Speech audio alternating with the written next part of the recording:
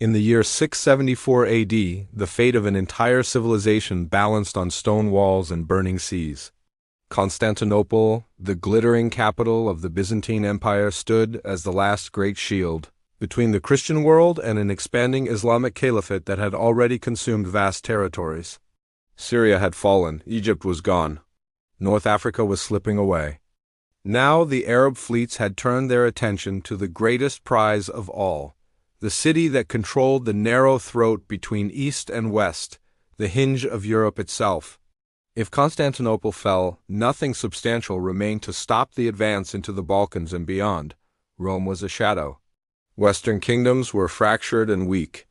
The old empire had narrowed to a single, defiant stronghold surrounded by enemies and sea. By land, Arab armies pressed toward the city's massive Theodosian walls, 3 layers of stone, towers and moats that had already repelled invaders for centuries. But this siege was different. The real danger came from the water. A massive Arab fleet, hundreds of ships strong, closed in on Constantinople from the Sea of Marmara and the Bosphorus. Their goal was simple: cut off supplies, choke the city, and let starvation finish what swords could not. From the towers, Byzantine defenders watched sails darken the horizon day after day. The sea itself seemed to be turning against them. Inside the city, fear spread quietly. Grain reserves were finite. Reinforcements were unlikely. The empire's treasury was strained. Emperor Constantine IV faced a truth no ruler wants to acknowledge. The defenses that had saved Constantinople before might not be enough this time. Then, amid the desperation, a man arrived whose name would echo through history like a whispered incantation. His name was Callinicos. Callinicos was not a general or a noble. He was a refugee, an architect or engineer, according to later sources, who had fled from Heliopolis in Syria after Arab forces overtook the region. Like many displaced Christians, he arrived in Constantinople carrying little more than his skills and his survival instinct. But he also carried a secret. Callinicos brought with him a formula, an incendiary mixture unlike anything the ancient world had ever seen. Fire was nothing new to warfare. Flaming arrows, pitch, and burning oil had been used for centuries. But what Callinicos proposed went far beyond traditional fire. This substance was liquid. It could be projected, and most terrifying of all, it burned on water. No one knows the exact composition of what would become known as Greek fire. Even in its own time, the formula was guarded with obsessive secrecy. It was passed down only to select members of the Byzantine military, often orally, often fragmented, so that no single person knew the entire process.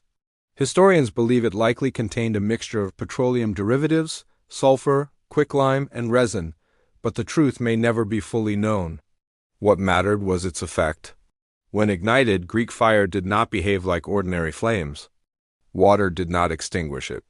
In fact, water seemed to feed it. The more desperately sailors tried to escape by diving into the sea, the more horrifying their fate became. The flames clung to wood, rope, cloth, and human flesh. The Byzantines did not simply throw this substance at their enemies. They engineered a delivery system as innovative as the weapon itself. Special warships, known as dromongs, were fitted with bronze siphons mounted at the prow. These siphons functioned like primitive flamethrowers, pressurizing the liquid and projecting it forward in a roaring stream of fire.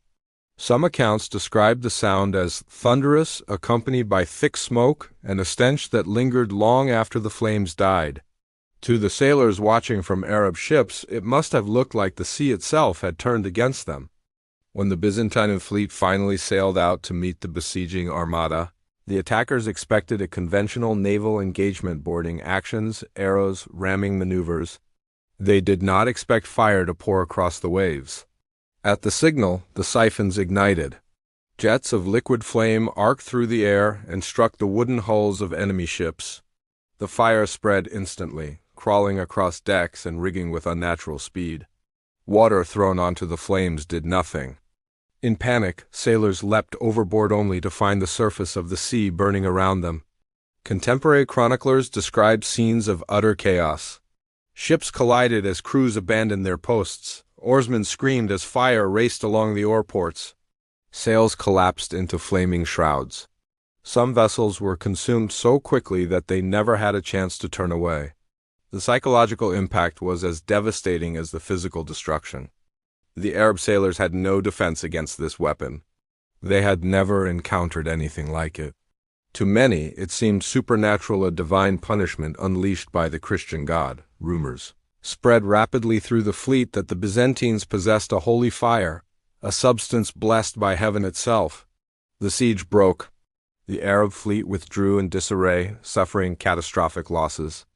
Over the following years, they attempted to renew the siege multiple times, but Greek fire remained a constant threat, appearing unexpectedly in night attacks and surprise engagements. Eventually, the besiegers abandoned the effort altogether. Constantinople survived. It is difficult to overstate what that survival meant. Had the city fallen in the late 7th century, the political and religious map of Europe would look profoundly different today. Constantinople preserved not only a strategic choke point, but also centuries of Roman law, Greek philosophy, Christian theology, and administrative knowledge. It acted as a cultural reservoir, protecting ancient learning that would later flow back into Western Europe during the Renaissance. Greek fire became one of the most closely guarded military secrets in history. The Byzantines understood that its power lay not only in its destructive capability, but in its exclusivity. They refused to share it with allies. Even when facing existential threats, they preferred to deploy it sparingly rather than risk its capture, and their caution was justified. Despite centuries of warfare, no enemy ever successfully replicated Greek fire. Some captured fragments.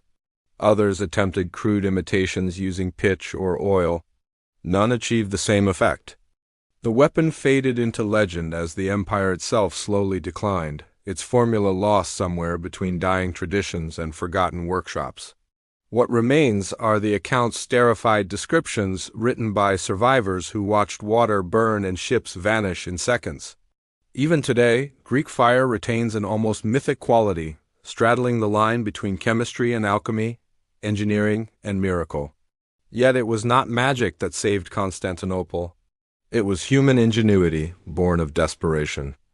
A refugee fleeing conquest carried knowledge that reshaped warfare and preserved a civilization.